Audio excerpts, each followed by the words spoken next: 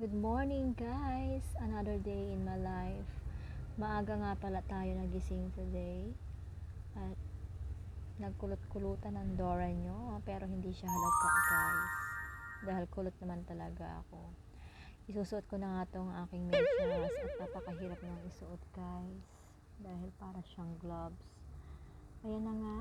Susuot na natin ang ating bota. Dahil medyo maulan pa rin. Masikip nga sa akin itong bota na to, pero okay lang, carry pa naman. Nasa labasan na nga tayo guys, medyo makulimlim pa, medyo madilim-dilim pa. At mag-abang tayo ng sasakyan sa labas. Nakikita niyo yung langit para sa ulan ulit. At yan na nga, habang naghihintay sa labas, ipapakita ko sa inyo ang aming barangay. Diyan lang ako malapit. At parating na nga ang sasakyan. Tara guys, sakay na tayo.